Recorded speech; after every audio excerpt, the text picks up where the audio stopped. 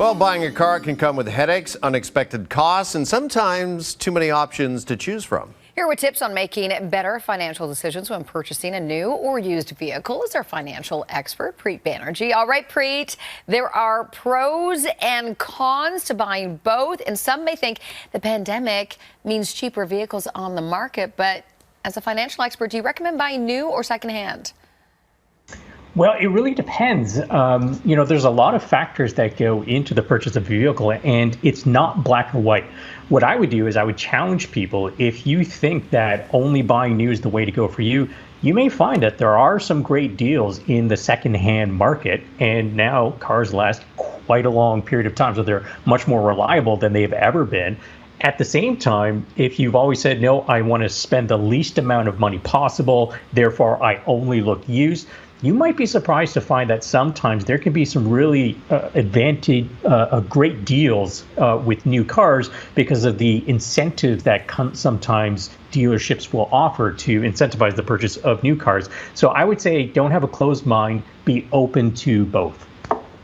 Okay, listen, I've been on a racetrack with Preet Banerjee. I know his real answer is whatever goes fastest, the fastest car. Yeah, I mean, you know me, I love the loud pedal. That's the gas pedal. Yeah. Okay, there are two main sources for buying a used car, Preet, a car dealer and private sales. What is the biggest difference between the two?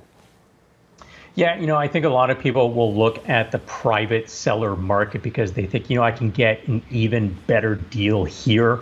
If you go to a dealership, you may have the benefit of more peace of mind because you've got a brand, they've got a reputation to stand behind. You also have access to certified pre-owned cars. And this is when a used car has gone through a inspection process, and it may come with, an extra warranty for X number of years. So you may pay a little bit more for that peace of mind. Other people, they're just shopping around for the lowest possible cost. So those are some of the considerations when thinking between private secondhand versus a dealership and buying used.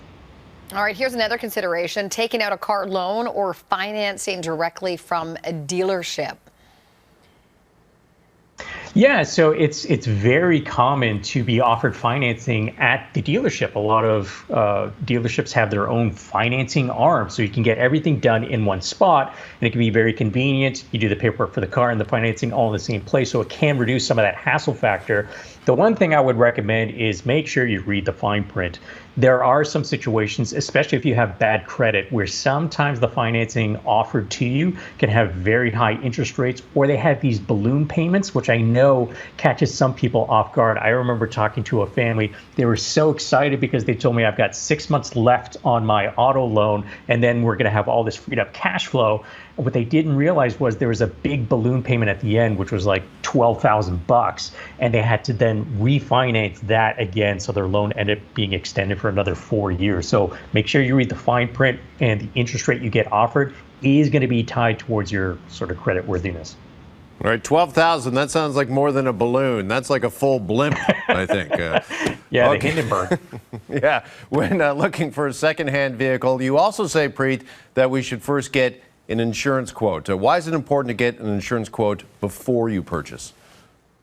Yeah, so you have the price of buying the car, so the price that you pay to get the car, and then you have the ongoing costs. So you really should be taking a look at all of the ongoing costs to buy any car to see if there's anything anomalous there. Some cars are going to be more expensive to maintain.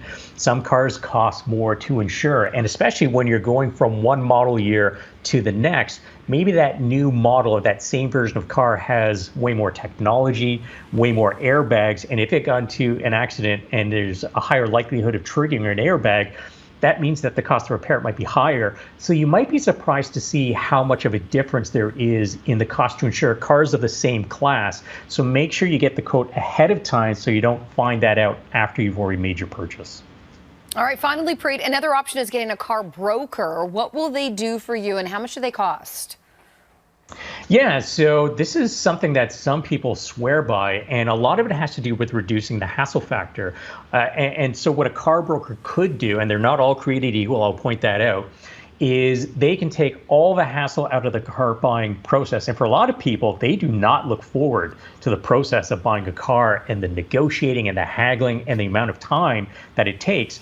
So what a car broker could do is you could say to them, here are my requirements as to what I'm looking for in a car. Give me a couple of options. A couple of days, they give you a list of 4 or 5 cars. You pick one. And if you wanted, you could even have the car delivered right to your house, taking you completely out of the equation. And the broker might charge, a flat fee for that, a couple $100. It depends on the broker. But some people find that this takes so much of the pain out of the car buying process. It makes it so much easier, and they don't have to do any of the negotiating. Sometimes these brokers find really good deals. But again, you got to shop around for your broker as well. All right, we got to put this in park for now. But Preet Banerjee, great advice as always. Thanks so much. Great to see you, Preet. You too, guys.